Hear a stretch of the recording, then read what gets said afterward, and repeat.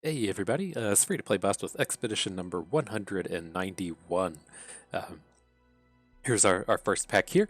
I'm not a huge fan of this Fiora. It's okay. My problem with Fiora these days is there's a lot of silences running around between Hush and Sunburst out of Targon. With Targon being what I think to be the best faction, the later you get into the runs, the weaker the Fiora gets, and so she's kind of got two problems in that if you're doing a full Fiora OTK build around, you only have one copy of her until you get your third win, and then once you've got 3 and 4 wins, you start playing against better decks, which means you should be playing against more Targon, which means you should be playing against more Hushes and Sunbursts, and so. She's got a rough go at it the whole way across the run. My other problem with this pack is Confront is garbage. Like if our deck is Fiora, Tracker, Confront, like what are we supposed to be confronting? Everything already has Challenger, so it's kind of awkward. Down here, this Tryndamere is okay. This isn't my favorite card pool, but it's not horrible. Though I really don't like this as like a build-around card pool. It tends to have to be like a Poros deck that tries to find They Who Endures. It's not particularly good. I tend to want to take Tryndamere in the second pack, try to get him into some kind of control deck where we just want something to close out the games. Tryndamere is extremely good champion. It's just an extremely weak card pool. So we're gonna dive back to our boy Hecarim here. That's who we'll be taking in this run. He's fallen from grace these days. Before the Rising Tides came out, I felt like Hecarim was just the best in the game. They've kind of tooled around with his costs and his stats and landed at this point to where he's fine. He's just not as spectacular as he used to be. But this is a pretty reasonable card pool. Let me switch over to the site and we'll get it pulled up real quick. If you're not familiar, the site is ftpbus.com.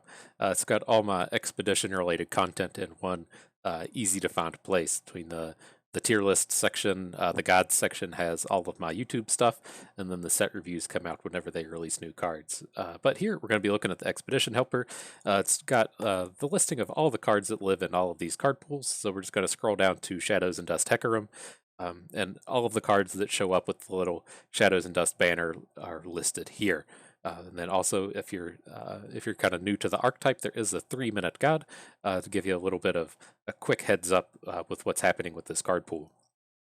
And so, with Hecarim, there are kind of a few different ways to go about this. Like in the grand scheme of thing, there were kind of like two classic Hecarim decks. The first one that was so good before the Rising Tides came out was this Hecarim built around to where we would pair it with Ionia, and then we try to do things to copy Hecarim. And then whether that be like the 4/4 dude that copies a card in your hand, or the Rekindler, like from dust to dust, or whatever the thing that makes 2 copies of a unit. We're going to do things to get multiple copies of Hecarim in play. We try to play one on like turn 6, turn 7, turn 8, and that's usually enough to just close out the game.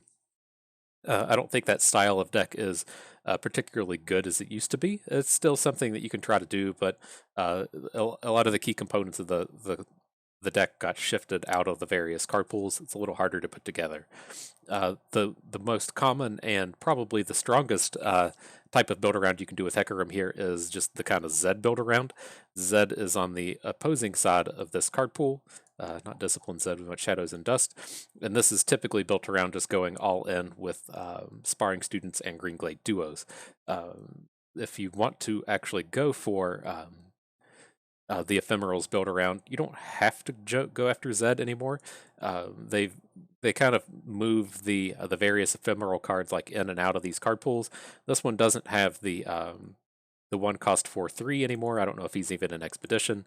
Ren Shadowblade makes him Shadow Fiends, and so I mean, there's not like a whole lot of actual ephemeral things in this anymore. If we're looking for ephemerals, we can kind of move to Diana. I think. Diana? I know, like, we have the one thing that makes copies of units in our hand. I thought Diana had something to do with ephemerals. Maybe I was wrong. But no, long story short, Zed is the best ephemeral in the game. If we're going to try to build around ephemerals, he's usually the way to do it. And then kind of the last thing to call out here is there is the Shark Chariot deck. It's usually not as strong. I haven't had a whole lot of success trying to go all in with Shark Chariots. It's a rare, so it's kind of harder to find. But this is a thing.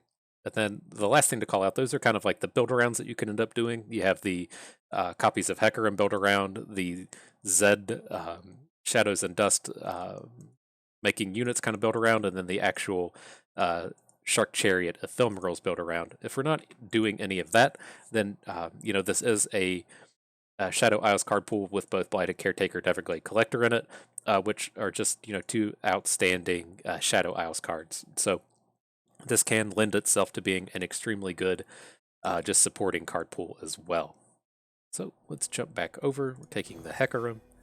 And then what are our choices? There's no Zed. It's unfortunate.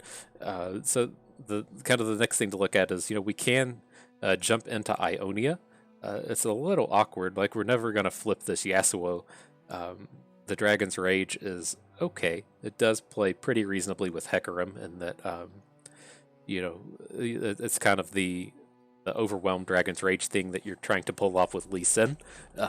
Hecarim has Overwhelm, so he can do it, but I think he's the only Overwhelm unit in Shadow Isles, so it's going to be kind of hard to get that theme going together. Not a huge fan of Nopify and Expedition. I think this is something that you need to keep for Constructed.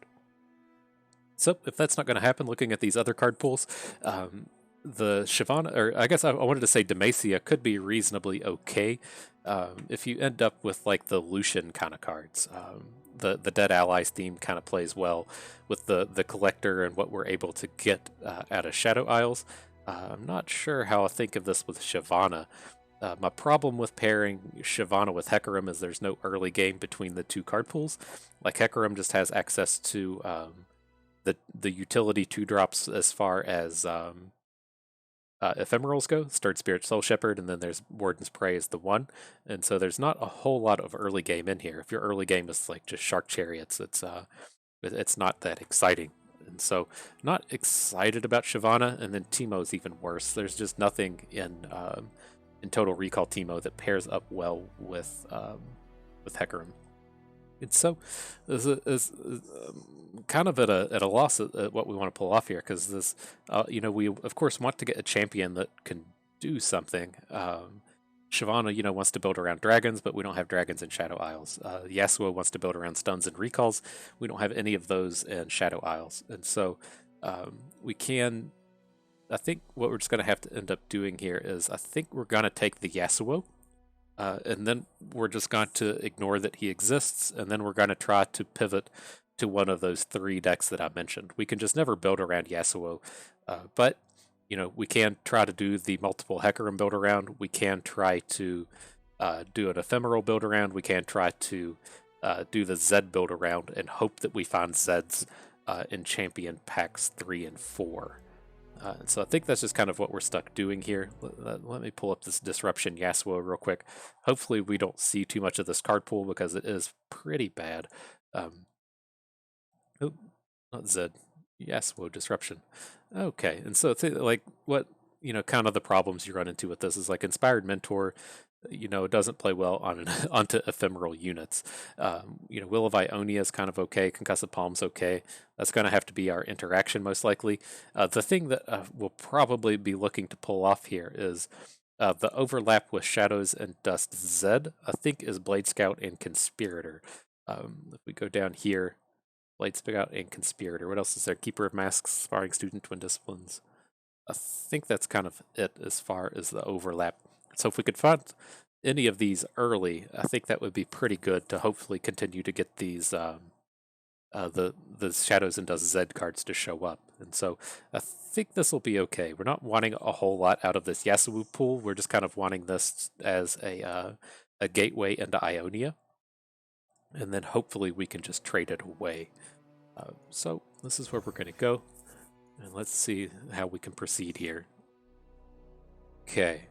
This is one of the things I was kind of interested in is, what if we just like are able to pivot into Shadow Isles and do like the Fearsomes deck between like the Onlookers and the Mist Wraiths and having things like Doom Beast, and then just looking at Hecarim as our top end. This is certainly something that we'd be able to do. I think this is just going to kind of fall flat as like a good card stack. I think if this was like a Black Mist pack that had a Mist Wraith in it, then we could consider maybe making a hard switch. But I don't think like these are like they're not filler cards, but they don't get like full value unless you're playing with a Nocturne or Diana. And so I think we're cool to just take the Shadows and Dust cards here. Hopefully, either have something to give us a little bit more guidance as to what we're going to do. Okay, give the kitty scratches. That's what we're going to do. That's better than what this run's given us. But okay, here I don't want anything to do with Noxus. I don't. There's just nothing that plays well towards any of the themes that we're trying to pull off. I think we're stuck taking this retreat, which is awful. This is a terrible Legends of Runeterra card. But our other choice is, a terrible Ravenous Butcher. And so, we can at least make plays with retreat, whereas Ravenous Butcher, I mean, what are we going to do with this? Maybe we could like sacrifice an ephemeral to it. Maybe if we had a bunch of like Shark Chariots, it would be okay. I don't know. That seems like a stretch. I never end up liking that card. Okay, so as far as this one goes, like, what are the chances that we can actually do anything with this Blade Twirler? Because kind of, if we're able to keep playing to this theme to where we're hoping that Shadows and Dust cards show up, we know that the Blade Scout does live in Shadows and Dust, so hopefully they'll continue to appear. I'm not quite ready to give up on this card pool yet, although it is not good to be a third of the way through the draft and not have any Shark Chariots, not have any Sparring Students, and not have any Green Glade duos. We just haven't seen any of them. But I think, however it pans out, we're going to want to be aggressive here. We do have some recalls. We got stuck with this retreat. We have Will of Ionia. We'll probably pick up a Concussive Palm or something. I think we can probably get some value out of this Blade Twirler. Okay. Well, there's a Shark Chariot. That's the first indication that ephemerals exist in this run. And see, it's kind of awkward in that that is our only ephemeral. It's from Haunted Relic. The thing I am thinking of is that Stalking Shadows is extremely good and does make ephemeral units, and so we have kind of a backdoor way to make them. It's not that a great way to do it. But I think, like, otherwise, I'm okay with picking up a Usari. As it stands, our curve is getting bad, and it's only going to get worse as the run goes on. So I don't want to be fitting in things like Usari that don't play towards a specific theme. I think we're, if we find more Shark Chariots, if we find things to do with Zed, we're going to want Neverglade Collectors. We're probably going to have Hecarim as our top end. The only way we won't be pursuing Hecarim is if Zed shows up in our champion picks. And our curve is already pretty high, so I don't want these expensive cards that aren't specifically pushing us towards a theme. And down here, Recall is just horrible. Kinku Lifeblade I don't like. And so I guess the Chariot plays towards the theme. Okay, Sparring Student.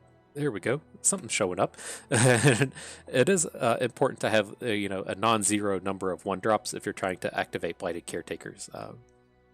These aren't the best units to be doing that with, but this is at least pushing us towards the Sparring Student theme. We haven't got a lot of opportunities to pick some direction. Okay. Interesting set. I can't decide if I just value, like, if I need to value Whimsy higher. We've really been getting punished by Whimsy here earlier, and it is a way to just kind of deal with any unit, any non-champion unit, I should say. But it is like it's hard for me to find a pack where I want it. Like, I don't want a second Will of Ionia. I'm leaning towards wanting this interaction down here. All of this just plays extremely well towards the Sparring Student theme, which makes me want to take these. The Blade Scout's okay. I'm still not a huge fan of Deny and Expedition. It is playable. I don't think Nopify is playable, whereas Deny is. But it's not enough to make me want to take those cards. Which ones go get it? Okay, hang on. Recall an ally to summon an exact ephemeral copy. Reduce its cost to 0. Okay, well, I mean, that does everything we're trying to do, right? I think we have to take it. If you're doing this run on your end, this is the pack we want. we want the Sparring Student Stirred Spirits, but this is probably the only chance we're going to get to ever play Go Get It. Even paired up with this shitty Steel Tempest, I think we have to just go ahead and take it. It says Ephemeral on it, and so that kind of does some things. If we had like our top end as being like Jolt Protectors, it would be a little bit more interesting. But we're gonna go get it. We're gonna try it. Okay. Interesting. I think we just want the Blade Scout Concussive Palm. Place to the themes we're trying to do. Out of all of these cards, I want Stalking Shadows, but we don't want anything to do with this Grasp. So let's continue with the aggressive cards here. Okay, well, here's the Student Shark Chariot. That'll have to work. I prefer to be in like one or the other, not both. But that's kind of what appears to be what we're stuck doing here. As far as this run goes, we might actually be able to do some stuff with Yasuo. What's our stun and recall count here?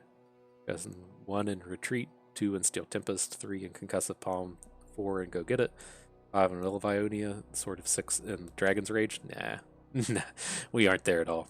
But nonetheless, I think we still want this Blade Scout Conspirator. This tends to be a pretty aggressive deck, and we need to be pushing our curve down. So let's snatch these up. Cool, Ren. Oh man, we got this is everything. I wish we could take all of these, or at least the Ren pack and the Young Witch pack. But I think we're good to just take Ren. He again does kind of everything we're looking to do. He generates 1-drops. Those 1-drops have Ephemeral. Well, how does it value this pack so low? That's strange to me. Anyways, taking Ren. Cool. And our last one. Okay, a Jolt Protector showed up. I'm kind of interested in this. He's not particularly good in our deck. I say this because we typically, when I build Jolt Protector decks, I want it to be something heavily focused on Green Glade Duo. And then as kind of a,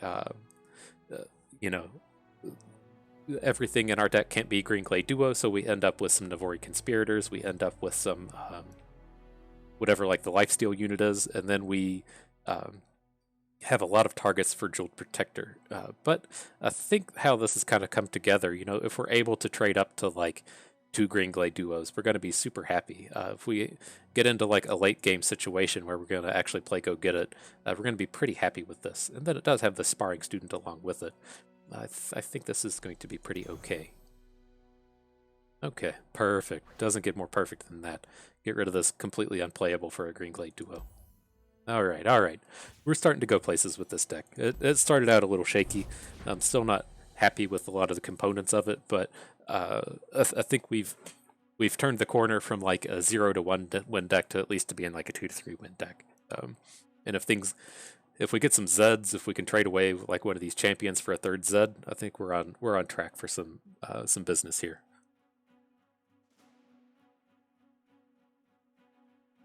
I don't want to like toot my own horn and say that we're definitely going the distance with this one, but if I looked at this deck after like pick 5 or pick 6, I would say that this is like a 0 to 1 win deck. And then how things kind of like shaped up towards the end, it's definitely one that I think we can get past 3 with, and potentially with a little luck have a real deck on our hands. So cool. That's not how you want to start. We want 1-drops. These aren't exactly the 1-drops we wanted. We were really looking for Sparring Students, but we found something.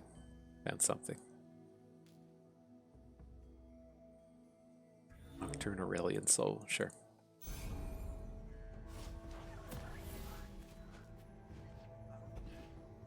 All right, well. Suit up isn't the right phrase for this, but shark up? That's what we'll be doing with this, right? It's pulling the chariot? I don't know, man. I don't know how that lore works, but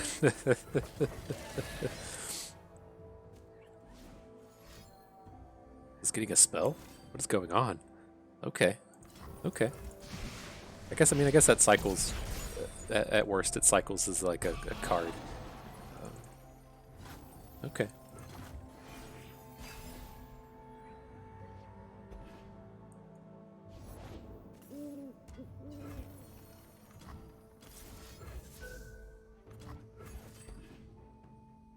we have to go ahead and pop here.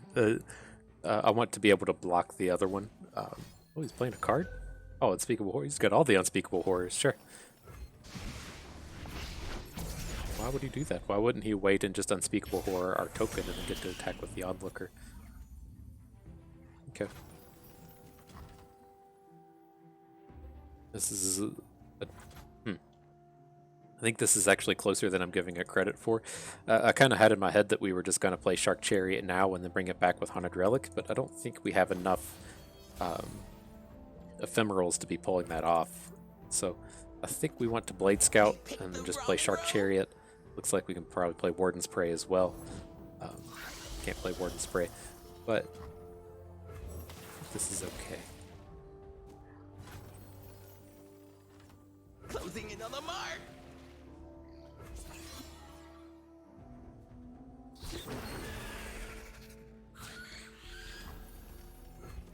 Interesting. Sure. Gotta go back. Gotta go back and read. Go get it. Yes, I went to bank mana. Recall an ally to summon an exact ephemeral copy in its place. And the recalled one costs 0. What happens when you return Concussive Palm?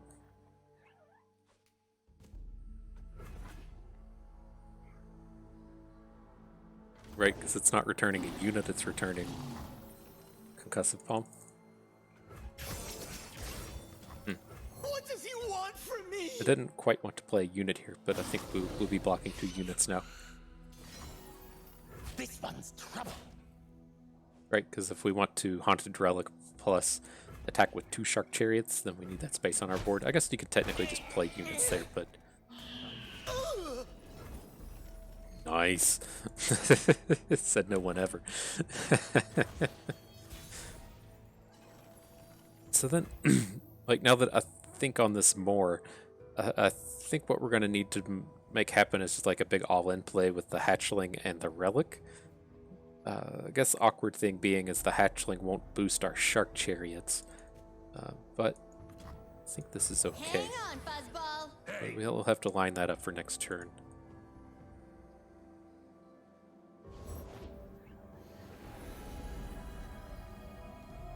So yeah, I think not super excited at just trying to play Go Get It onto this. I think we want to Concussive Palm as good blocker, and then we can attack with our Tail of the Dragon, whatever this is called, and our Duo. Full speed ahead. Okay, I'm on board with this line.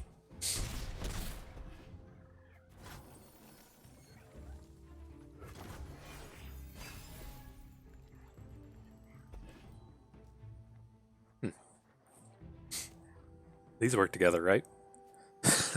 Let me stop and read this again. Recall an ally to summon an exact ephemeral copy in its place. Reduce its cost to 0.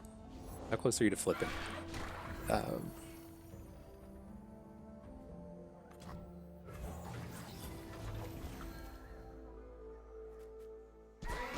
We can, but we'd have to do all this next turn, though.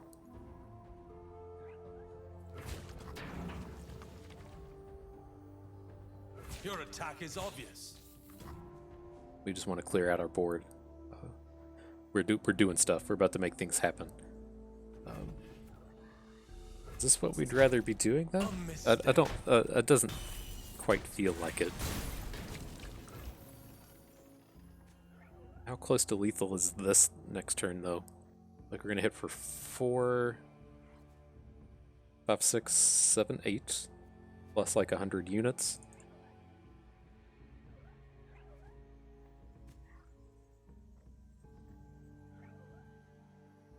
Can just attack with Hecarim. That feels like a little bit safer. We're making a bunch of units. Because the thing that we can do with this is we can get our Hecarims way down here on the right. I think this is how we want to go about this. We can play Hecarim now. Okay.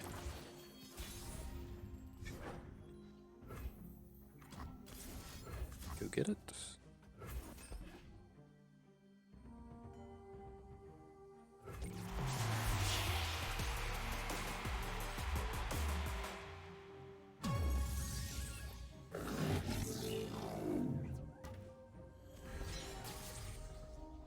Oh no! Oh no! I didn't expect that to happen. Oh man! Oh man! Yeah, I'm glad it's happened.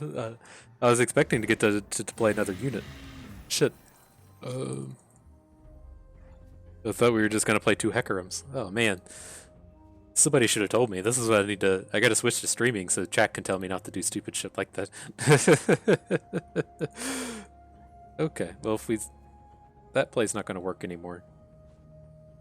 But attacking with Hecarim will bring back both of our Shark Chariots. They'll never see us coming. The problem that you run into with these attacks is he's just gonna block, Hecarim with his White Flame Protector, and then all of our follow-up ephemerals are going to just be minus attacked. I thought we were going to be able to have a second Hecarim on our bench to make sure that these held on to their bonus attack, but man.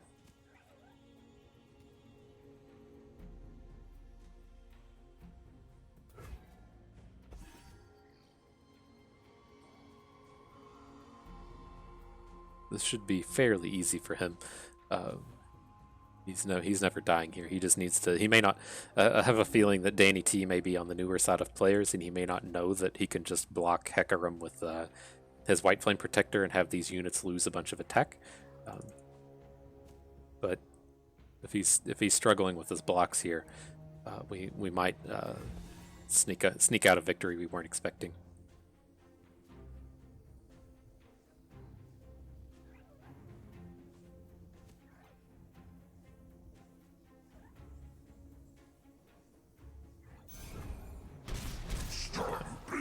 I have a feeling that was the case here. As you could see all of our units fall immediately after Hecarim strikes. I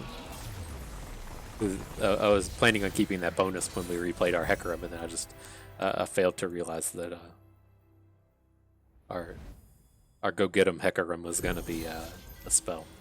That spell costs 0, though. I guess that kind of answers our Concussive Palm question.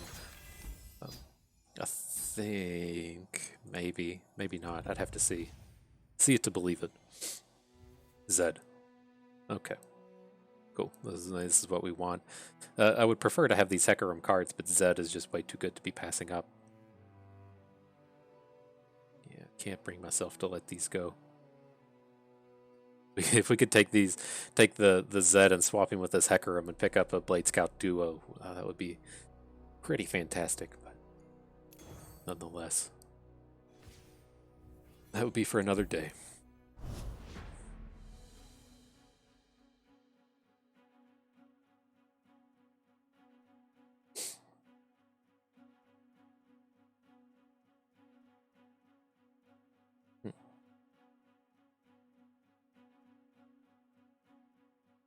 Oh man. About ready for bus nap time.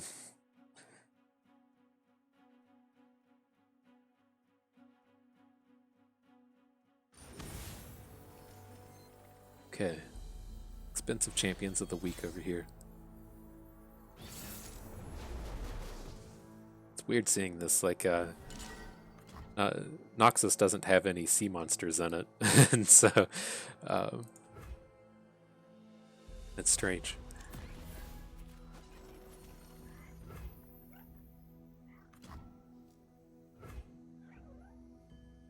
I think we're gonna have to open with Blade Scout. They'd have a lot of cards that they can be playing to blank our attack, and this attack is always good. Right, he's probably not going to play Pool Shark, but there's just a huge pile of 1-drops across these two factions. I'd rather get the probable guaranteed damage in. Hang on, Fuzzball. Hey!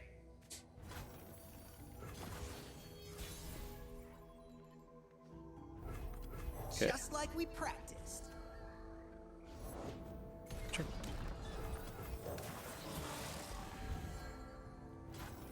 Let's move. Alright, seems pretty good. Pretty good. Looks like this one should hopefully be a blowout. Okay. Ready, willing, and learning. Carve a path!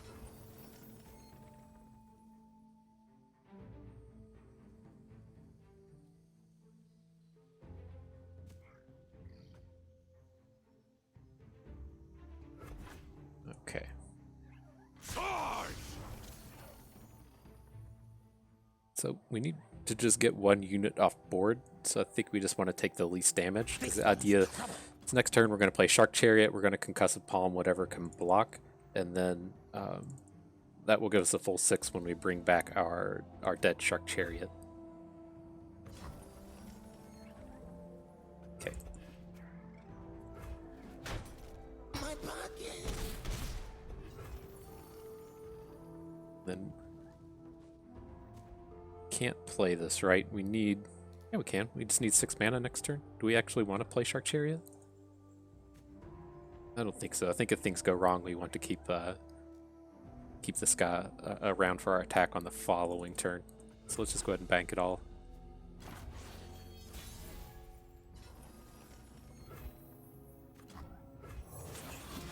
I give you the pets, buddy. I'm sorry. I had to stop and think.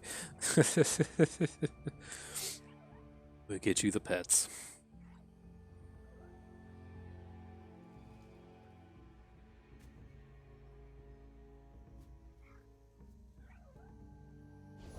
As it comes down to it, we can technically still just play it to give it the +3 attack. This wouldn't be attacking with it. Maybe we do want to do this. How's this going to go? We can't add any more units. We can palm the assessor, so he's going to have 2 blockers. The 2 blockers are going to go in front of our sparring students. Then he's going to be taking. Okay, we don't need to do it.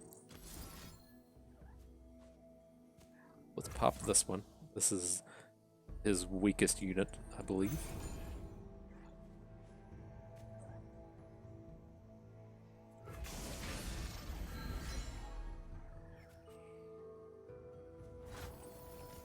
Full speed ahead.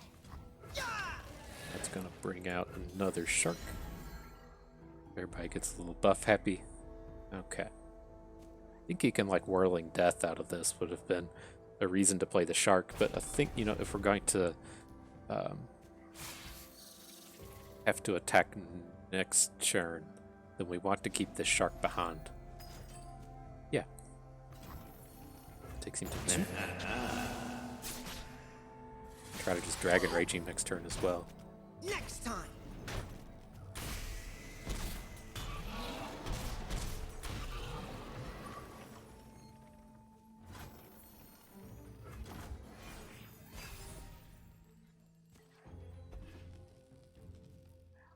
We could find out how this how this interaction works. Maybe he'll just tap out for a unit and we just Dragon Rage him. Noxus!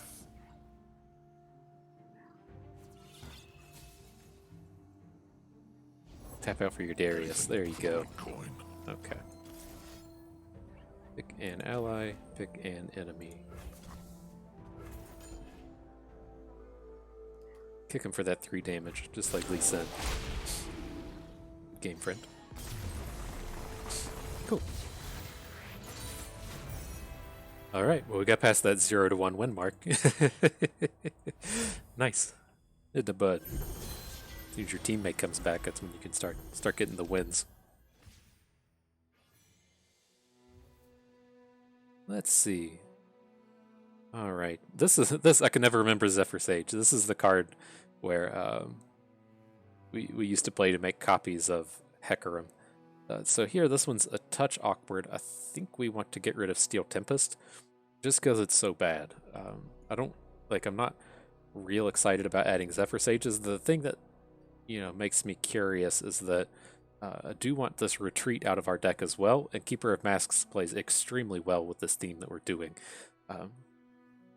You know, on one of these turns where, you know, we have a Sparring Student and a Green Glade duo down, playing the 1 unit gives +2 attack across those, so +4 attack in total, and then the 2 that she has, so you have 6 attack. It's is she the Keeper of Masks? I bet there's a keep. Is the person in the back the Keeper of Masks? There's little Arya Stark the Keeper. Huh. Interesting. So, And I would love to have more Sparring Students, but the Conspirator is an actual real card.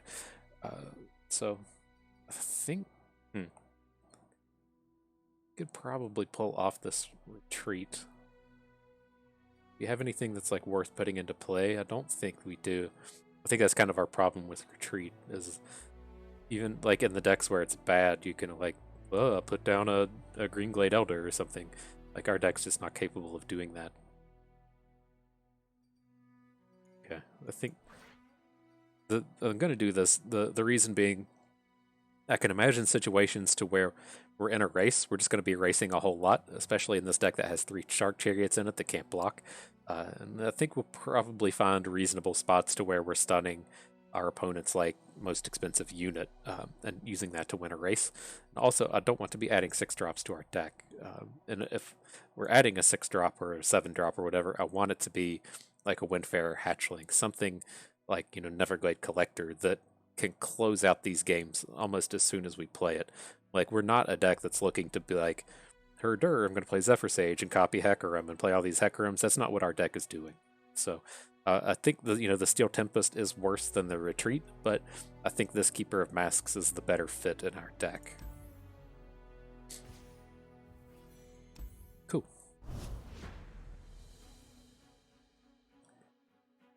Whenever you come across someone on Reddit that says all Expedition is doing is picking the 1 seed pack, you can give them our analysis of Retreat versus Steel Tempest and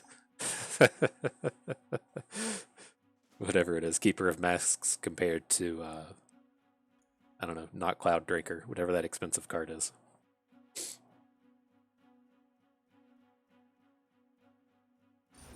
Oh god, that's so much cat here. Ugh. Oh man.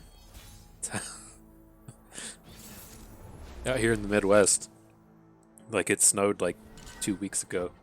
Then the temperatures got back to normal. Like the thing that gets, you know, shitty in the Midwest is it'll be like 35 in the morning and 65 in the afternoon, so you can never dress appropriately. But it's up in the 70s today, so I was getting a lot of shedding happening. Giving my teammate the pets here. But much like the previous game, we're starting with the Blade Scout. Same reasoning as, you know, it's very easy against Targon for us to play a Sparring Student and then them just have a unit we can't particularly interact with. So go ahead and slam down this Shark Chariot. This might be a bit of a mistake, but I think I'm okay with getting 1 rolling. Be brave.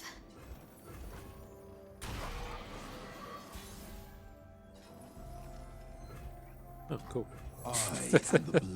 That's why we played Shark Chariot last turn. Our opponent's not going to know that we didn't have the Zed to begin with, but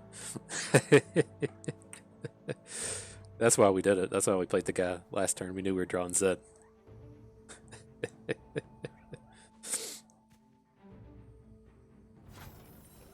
That's suspect. We can't not attack though.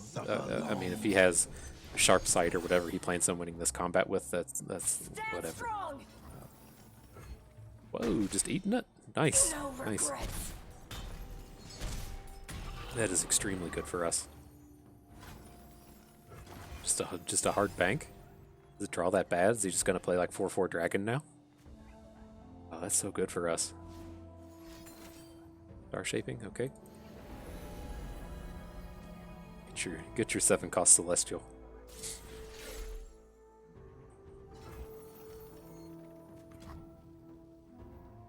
A shadow to cut through the light. Our blades speak far louder than words. They don't have any punishes that stop us from just going super wide here. I'm not sure which is actually better. I was planning on just playing 3 units.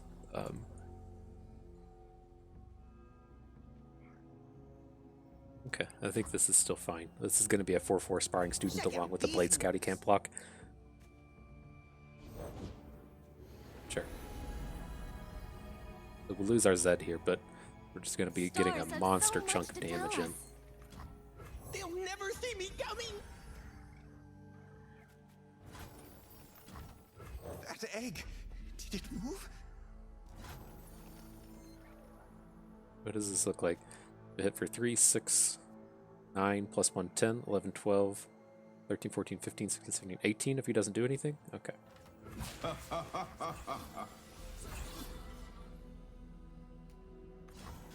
I have many faces. I mean, there's a chance we don't actually win the game here. Oh, I thought we just had it. I thought we just had the full damage. Oh. The order. I feel like we'll be okay with our opponent at 1 health and our Neveglade Collector in hand.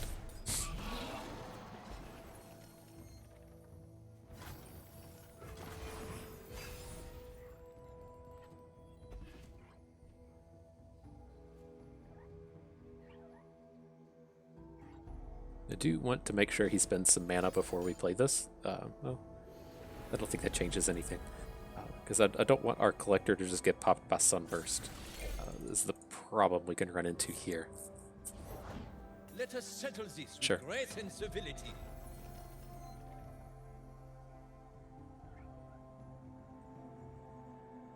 So he's tapped out. He was wanting to. His plan was to hook Ren.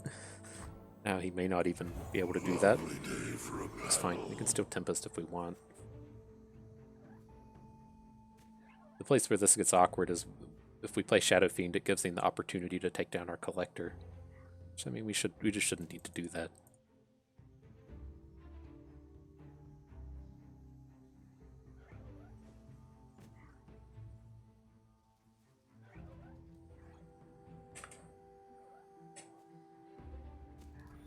Man, look at how much better the Steel Tempest is going to be than Retreat. We knew it would happen.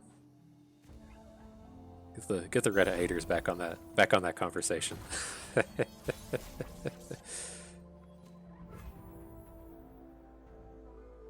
Okay, I think I am good with playing Hecarim. If he wants to do something to, like, if he wants to Sunburst now, he just loses. So if he wants to Sunburst Hecarim, he'll die. If he wants to Sunburst the Collector, he'll die. I don't think he can get himself back out of this.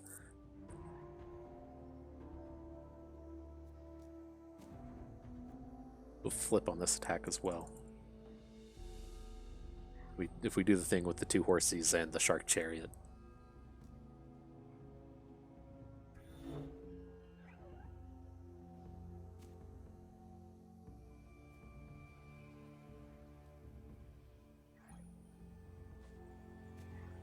Why does his little bird look different than mine? Did I get like the Noxus bird and he got the Ionia bird? That reminds me, I gotta get the kitty back out here as my little legend or whatever they call this. Got using the little kitty cat in constructed. Okay, sure, this game's done. I don't know if you all pay attention to the important things like that, but that is what is important. I must get out of here. All right, 2 horses and a Shark Chariot. Get that? Okay.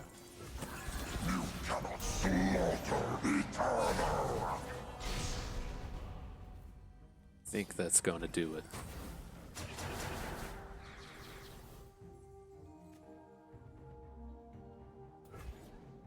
As foretold. Prevent 25 here. Dare you?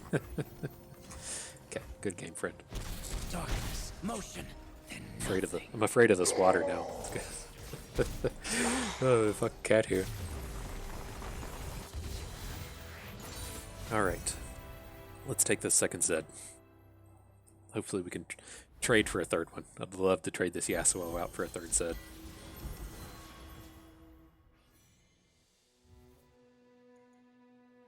Okay, well, it's got an Everglade Collector. Crumble isn't like the best, but you can see in that that last game where you know, we have like a 1 cost and a couple 1 cost cards in our hand. We have a full board where we can't even attack with everything. You know, Crumble gets pretty good in that position, especially if we're getting in these games where the games where Will of Ionia gets good. Say like, you know, our opponent is in this position where, you know, they have like 1 or 2 dudes on board and we're full and all they can do is add a 6-drop to the board. It's where cards like this really shine. But happy to pick these up. Collector's great. How do we fix this? Hang on. Load out. Let's get these fixed real quick. Oh, I was already on board. We like the Lee Sin board. I want the kitty cat. Not this one. It's the Von Yip one. Support our KDA friends. See, in that last one, like, this one's Ari. Hang on, I'm not like super up on all of my League of Legends, but that one's Ari. I don't know who this one is. Like, is this a Kali? And then one of these is probably Katarina. See, I don't know. We'll play with Ari. That's the only one I'm familiar with. So, like, I never played a whole lot of League of Legends. I just thought it was too stressful. I'm not a huge fan of playing team games because either someone else does poorly and I feel upset towards them, or if I do poorly, then I feel bad about letting the other people down. I'm cool if I just let myself down, and so I had trouble with actually playing League, but then I did play a lot of ARAM, and I didn't have the same problems there because it just felt more casual. Here, I was trying to think if we want to keep the second Zed. We probably need to keep it against a Piltover deck. There's a good chance he just gets popped by a Mystic Shot. If we can't attack with him on 3, we at least want to be attacking with him on 5. They'll never see me coming. Same deal. There's so many one cost or one attack units in Bilgewater. Then I want to get this in. But no, and so it's like I'm familiar with the characters that way, and then I didn't play a whole lot of League of Legends for a long time, and then Teamfight Tactics came out, and that has all the characters in it. So it's like I know what a lot of these characters look like, but I just can't for the life of me figure out what these like KDA characters actually are. Oh, beautiful, beautiful. He has a second one, but that's a great little thing for us to see. He's not adding to the board, and he's getting rid of one of his ways to answer Zed. Do not fear the shrouded path. Sure. The order. Closing in on the mark.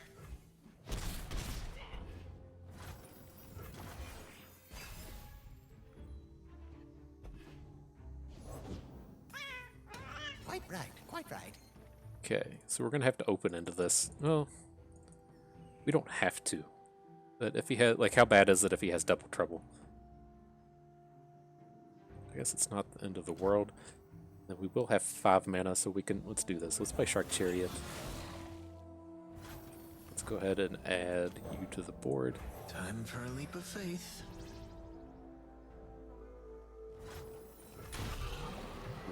If he has another removal, it's unfortunate, but we're kind of hoping that he's just on the unit plan now. I am the blade in the darkness. Prepared Nice. for anything. Okay. Today you are King Ku.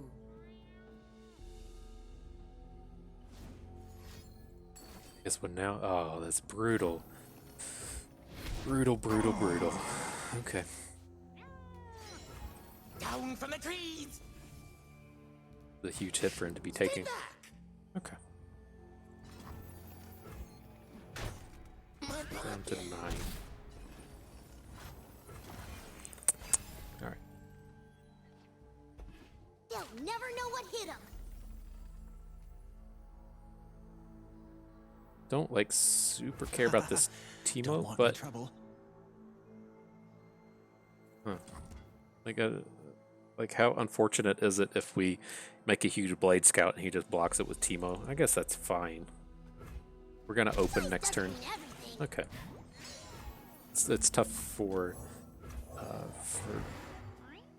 whatever factions these are to interact with big units. Like Piltover Bilgewater doesn't have big units unless you're playing sea monsters. Doesn't seem to be like what this guy's doing. I've heard about you. Lucky you. I'm the last thing you'll see.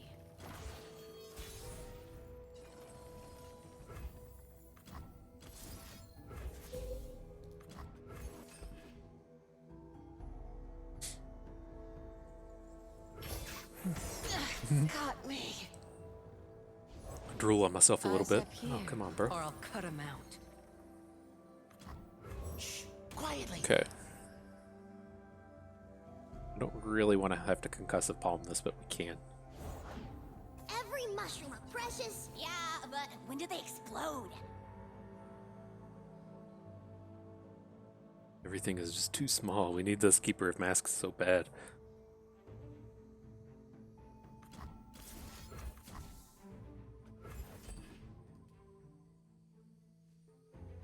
Okay, and then at least the reasonable thing with this lineup is, God, he's gonna like deny this? Oh, beautiful. Well, it's not beautiful in the sense that he just flipped his Jinx, but oh, that's actually fairly critical. Because my plan here was, you know, he was going to have to block our big boys with his good units. I don't think he has to do that anymore, but we're still going to get in with everybody. The dragon lives. As if he would say he blocks here with Teemo and these, and he takes 7, falls to 4. It's not the best spot to be in. Would a mushroom help? He's letting our bigs in. Fall You're into 1. starting to bore 2. me.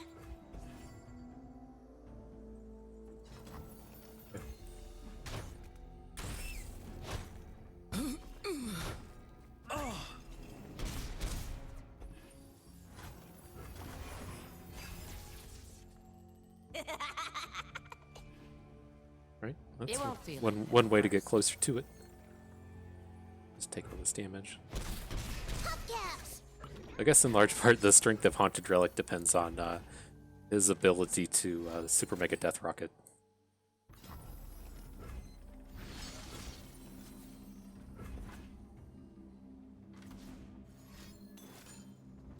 Okay.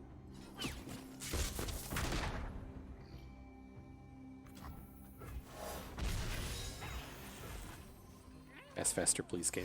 Fast faster. Okay. See ya. So we're gonna have real trouble winning this.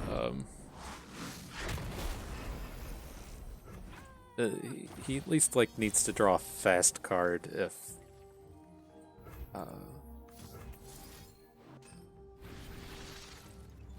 Right. Well, here's our answer.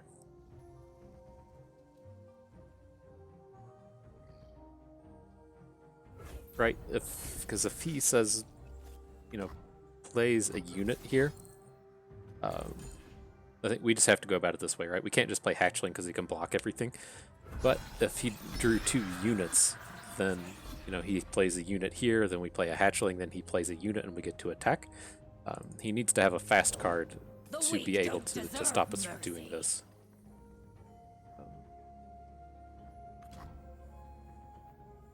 Probably want to add the real one.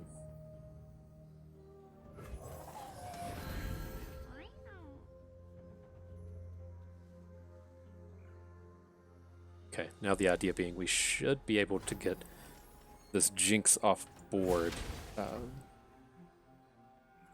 Closing in on the mark. Okay, let's just hit with everything. These protected. I guess we should probably do it like this. Well, I don't want to count on a 1 health unit being what we need to win this game. Let's just hit with everything like this. Right, if we, you know, it seems like this card is probably a unit, but if it's not, like if this card is a, I don't know, Make It Rain and we have our Shark Chariot as one of our ways to try to win the game, then that's a little awkward. Stay still. I'm trying to shoot you.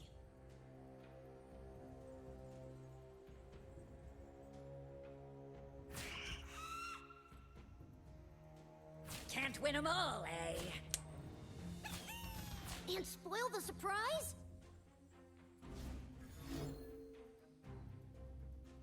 What you got? Mystic Shot.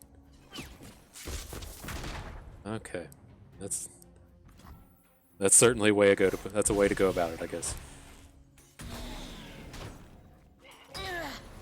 Just make us take an extra. No, don't good game. You played that poorly.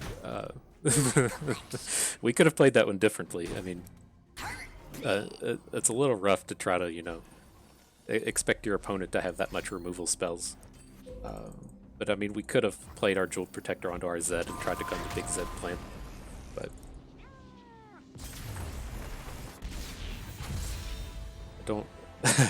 I don't recommend taking the line that guy did. Could have.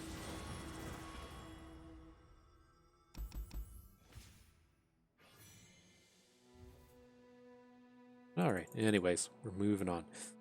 Yeah, not interested in Spectral Matron. This is again one of these cards where if we were playing the Hecarim build around, this is kind of one of the keys to that. I just don't think that deck's good anymore. Let's pick up a second Green Glade duo. These are just so super high powered. The Blade Twirler's fine, but this is what this is the real key to the deck. The Sparring Students, the Green Glade duos, and the Zeds.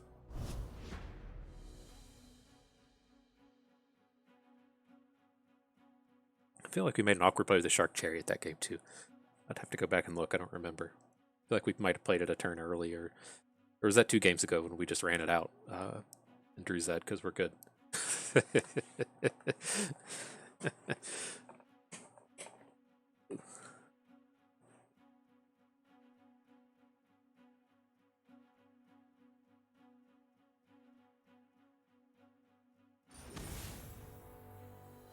Okay. This is what I've been playing a bunch of in Constructed. The old Draven Darius Overwhelms. Let's see if he's got the same thing together here. Okay, so that's an easy move. Evens. Kind of want to just do, or run the odds. I kind of want to do this. Maybe we have to hang on to Shark Chariot though. But we have so many good, like, just other draws. Well, we have 4. We have 4 to be specific. Let's hang on to the Chariot.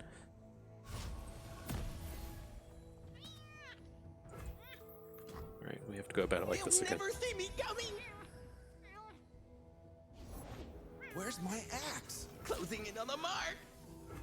This cat sits here and meows a lot. Weirds me out if I'm not paying enough attention. Okay, ready. Yeah. This one's trouble.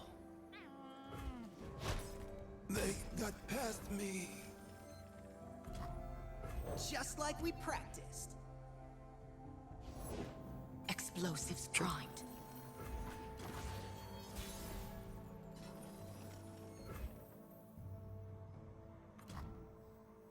Let's wait on the Haunted Relic. We'll get this in on our next attack. If he wants to get either of these into combat with Sparring Student, we're pretty okay with that. And punch!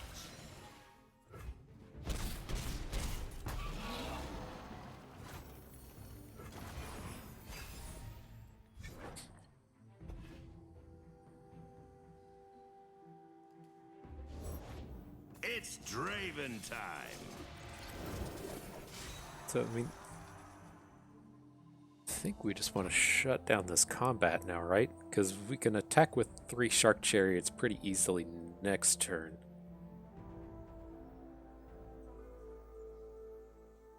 Feel like it.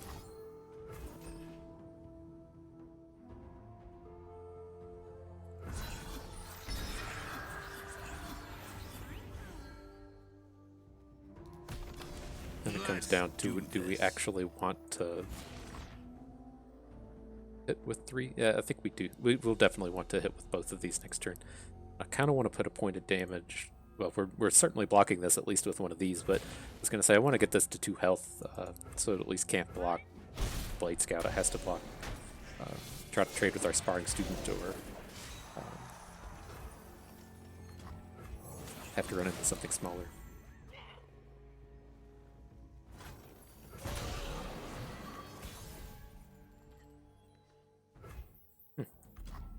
Okay. All right, Zed. Welcome to the party. You show up at a lot of opportune times. Sure. I am the blade in the darkness. Are you supposed to be here? Seize control. That's a full 6, right? We have 2 chariots. Yeah. We go as one.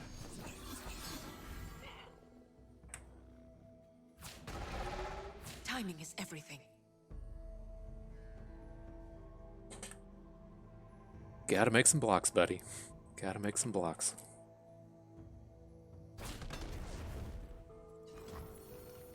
Okay. Damn it! into darkness.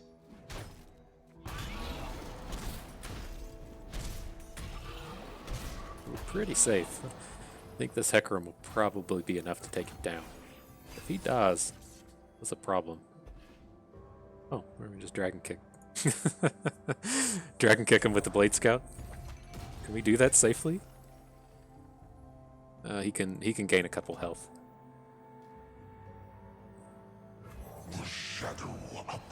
Right, it's gonna be real awkward if we play Dragon Kick and then he has Guiding Light. Let's let that slide here. You have to block something or he can kill us with Zed. This is fine. Looking for this? Or not with Zed, he can kill us with Draven spinning axes. Brother's Bond would be the next biggest damage here, and that's not enough. He can get us for 6. I guess he can't might. I should have stopped to worry about might, but Time for the moneymakers. My pocket.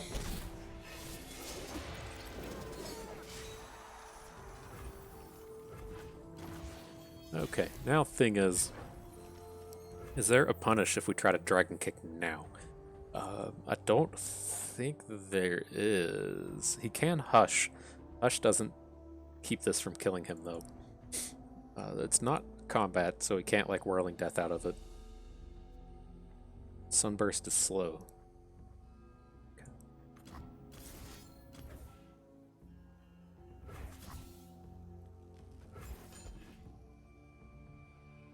I think this is safe. I guess, like,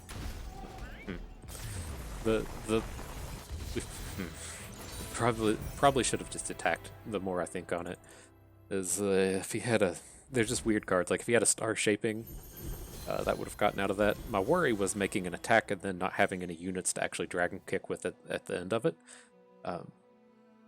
Right. So say if like we attacked, he kills our Sparring Student and our Hecarim, then everything else is ephemeral and it all dies and we don't have anything to Dragon Kick with. But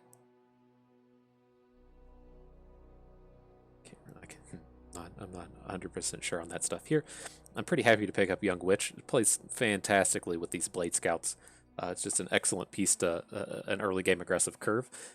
All our conspirators are really doing is fueling up the single Jeweled Protector. It's not like fantastic in our deck. It's not horrible, don't get me wrong, but Young Witch just gives us like these curves where we play Blade Scout on 1. He pops in unimpeded because he has elusive, and then attacking as a 3 quick strike on 3 is a pretty big deal. Or she has combos with Zed. She's a fantastic aggressive unit. Right.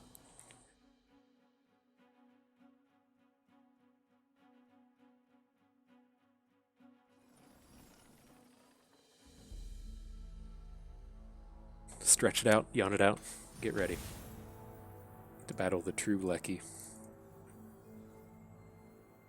The old blood on the ice. Let's see if we can crumble this Noxcria arena. Probably the game's over before the game ever gets to that stage. Cool, that's a curve. They'll never see me coming. Down from the trees.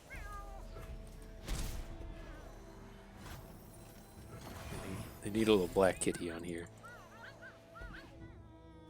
Match my teammate. I need just a moment.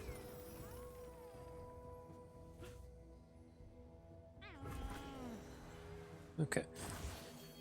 Yes, I mean it's awkward, but I don't want him just running this into To the shadows. our Green Glade 2-0.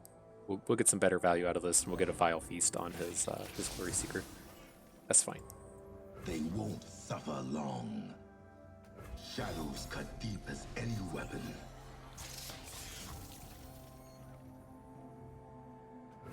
Okay. Then we want to pop this now. We can't have him hooking our Zed.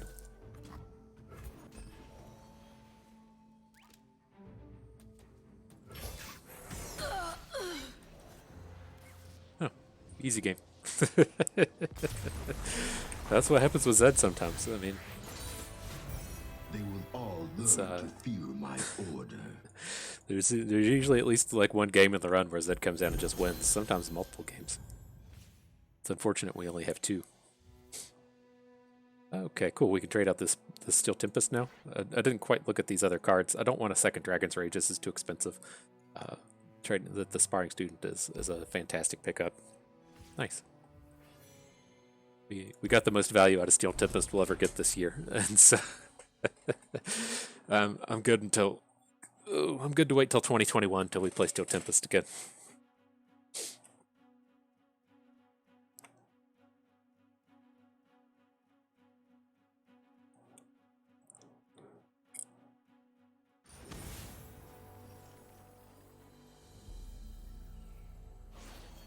Greylord Dragons? I don't know what's happening with these champions.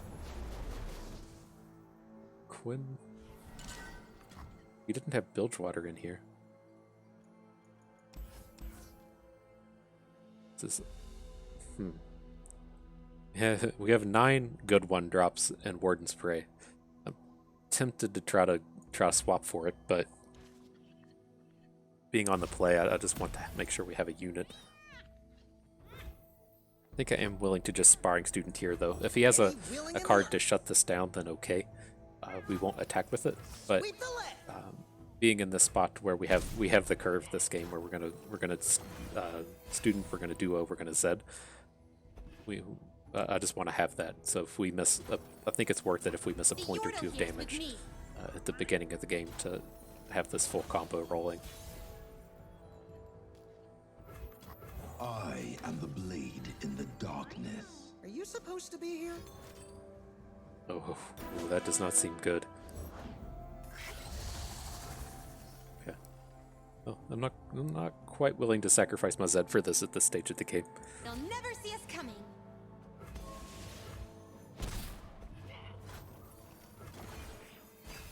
I think maybe we should, because we don't have a whole lot of ways to really do stuff with Zed.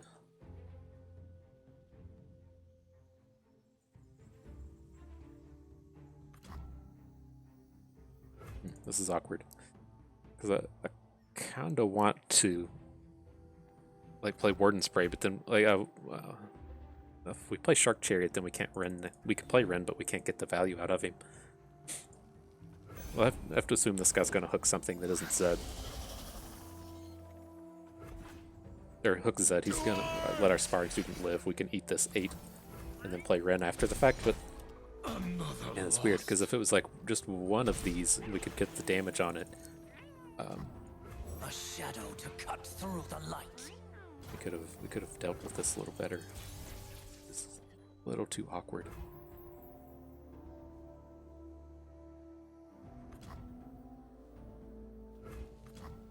They picked the wrong row.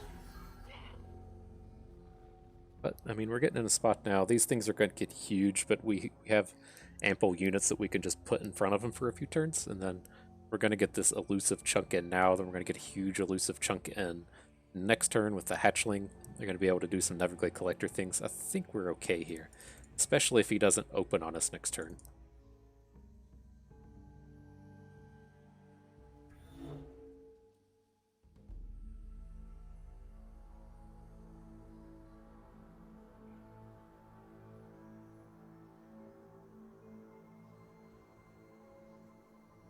He's going to tap out for like the 5/5 dragon. That'd make me feel pretty good about this game. I think he's deciding if he wants to play like his big unit or if he wants to play like a single combat. We see through all.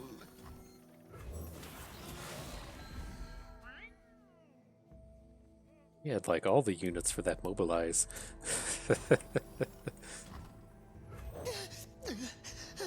Okay, I have a pretty sneaking suspicion that he's gonna play like Shyvana single combat onto our Green Glade duo or something.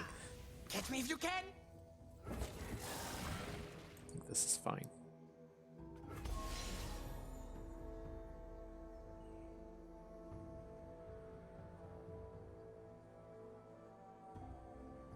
This is kind of the thing. I mean, I don't know what's in his hand, but like feels like the thing I talk about a lot with these dragon decks, to where, yeah, sure. That kind of like displays it perfectly, and that Left foot, left foot. the thing you run into quite a bit is you want, when you get these in combat, you need to be able to play a trick on it, and you can't just have that trick be riposte, right?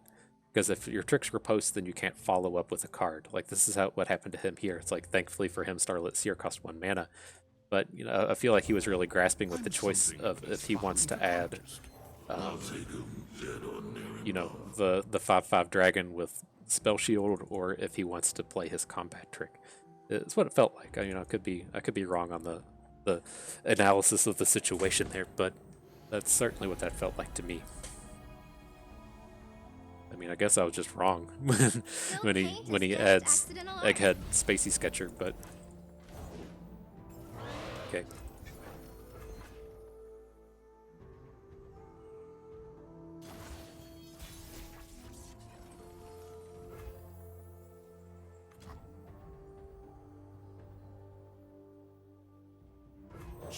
Quietly. Oh shit, I can't add. Shit. I think we're okay, though. Can add another unit and still just have enough elusives. Okay. Sorry, I had it in my head that it's like, oh, okay, we drew this 1-drop, we can play this 1-drop and then hatchling and then have like 3 big elusives that can lethal.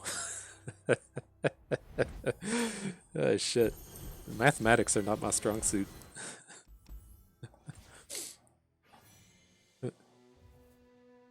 Alright, man. Where's that? I don't want Maokai. I mean, Maokai's better than Yasuo, probably. He does give us another way to pick up like these interactive saplings and stuff. I think Maokai's just better than Yasuo here. I wanted Zeds. I hope we get the chance to add in Zeds. Rush is pretty interesting. This is a fantastic combat trick. Especially with what we have going on with our deck. It's pretty easy to just have 1 mana up. I'm eyeballing this Whimsy as well, but the thing that I'm kind of thinking here is we already have a Crumble. We're never going to play more than one of these. Will of Ionia does essentially the same thing in this deck. Whimsy's not hugely important to pick up here. Oh man, Dawn and Dusk. I do love me a Dawn and Dusk. Just dropping it on Greenglade duos is such a huge deal. At the cost of the rush that we just picked up.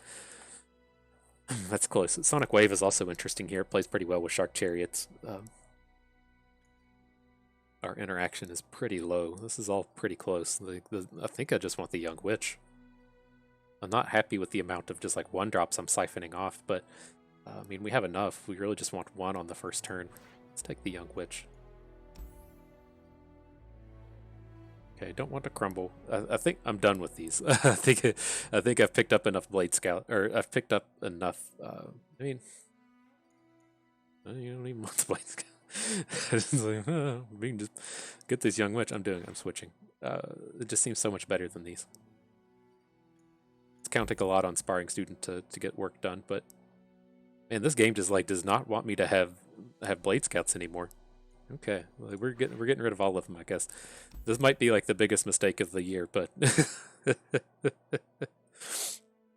okay, we're keeping this one. I don't want any more Shark Chariots. I don't think we want Yone. He's too expensive. Yeah, our top end is good here, and I want to keep the Keeper. Okay. Sorry, Blade Scouts. That I don't know, man. That might have been a mistake. Okay, off we go. To take a quick break before starting up the final battle. Do some laundry and dishes. Some free-to-play life advice. Be a useful human. If you plan on playing video games for 6 hours a day, do the dishes. Do some laundry. I ran the sweeper too. That's called turning on the Roomba. That counts. Alright, cool. So we didn't just get hard punished by getting rid of all of our 1s. I think this is just a pretty reasonable keep all across the board. Got a a lot of flexibility in what we do, even though none of that what we do here is play Zed. That's How'd okay. you do that? I quit. This is a pretty big board, or a pretty big start for the Haunted Relic as well.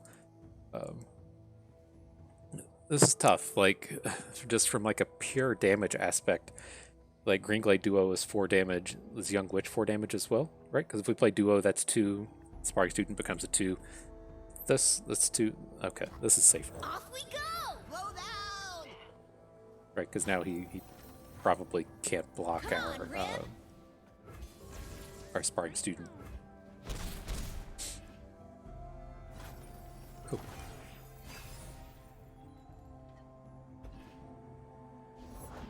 Come on. Alright, taking it. But what are we going to do here? Like, next turn, like, we're 100% playing Greenglade Duo this turn. And then, like, and we're just going to play Haunted Relic? Okay. He smells something. Alright, he attacked once. I'm convinced we can just add the Duo, but let's let him go ahead and attack again. I don't want to get our Duo hit by Confront. Hang on, Fuzzball. Hey.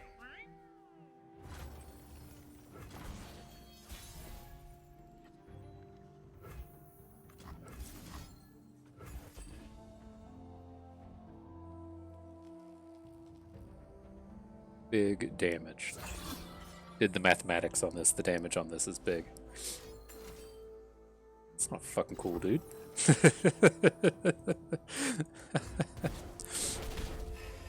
Not cool. Not cool.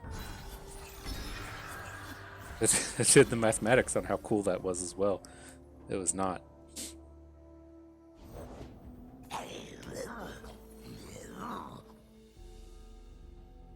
Okay. You're safe now. Do we just have Blade Scout as well? Probably. He's just blocking this either way. They'll never see me coming. Right, this is just gonna come in here, but at least we're getting in big chunks of damage this way. And punch. There. That he almost messed it up. We're gonna have to focus on doing that in the future. Just mixing these up a little bit since he expects it all the way on the left. All right, so I mean this is doable. That was a very punishing electrostatic shock, but like if we pick up like a Zed or a Hecarim or what have you, we can do quite a bit of work here. This is not awesome. So we're just 100% losing our Sparring Student. It's fine.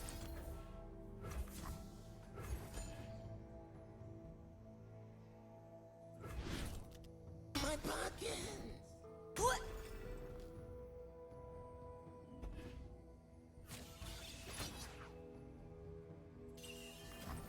Okay. Next time.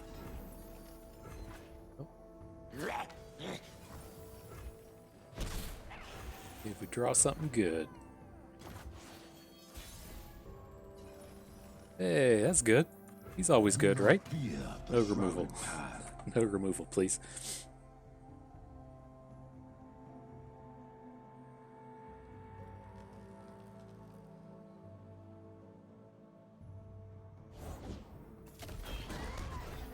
We just have to attack, right? He can eat this.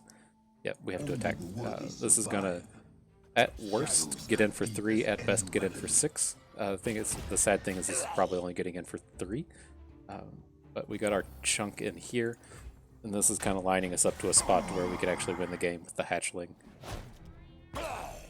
And if nothing else, this should hopefully just give us a bunch of time. Okay. That was a pretty good draw. We've been drawing pretty good here. Oh shit. That'll leave us at 1. Okay. I think we might have got it. We might have got it.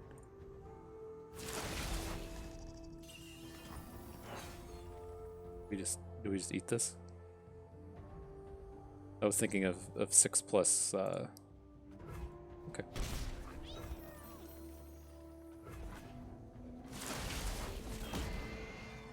Did we mess this up? As well, the one, it's fine. Okay. All right, boys.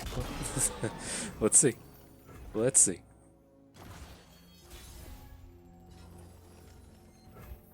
All right. Not watching. Can we just do this? We just make some clicking motions with our mouse and see if we get this guy in.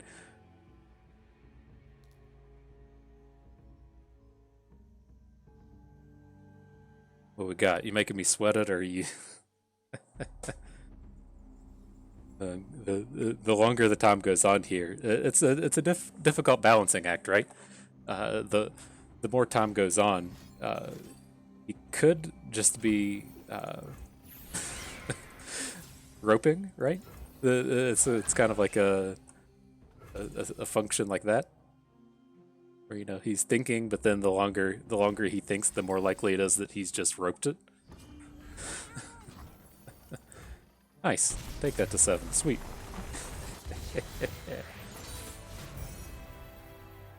Woo. That was a nice little sweat. A towel off after that one.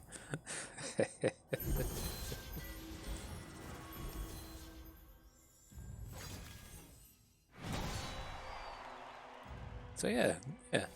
Not a bad little run. It's like I said, coming into the first game there is, down here around like pack 5, pack 6, when we're taking retreats in the middle of Ionias and, our deck doesn't have any direction. That's certainly looking like a 0 to 1er. But then, as the run went on, we didn't really get that direction as far as if we were going to be doing Sparring Students or if we're going to be doing Shark Chariots, but things eventually just came together. Real happy with how this went. Well, I mean, yeah, I guess we have some unhappy 7s, right? Real happy with how this went.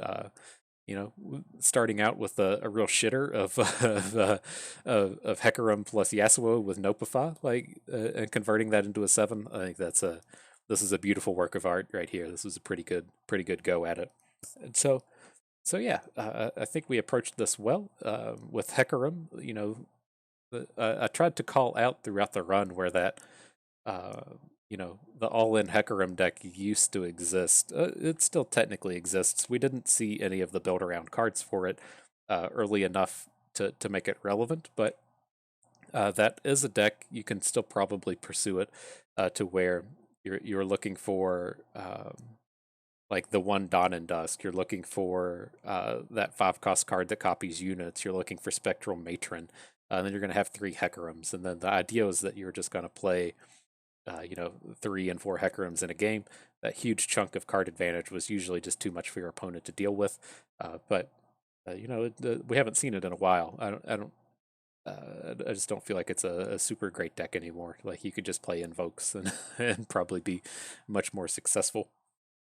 But that is a deck to consider.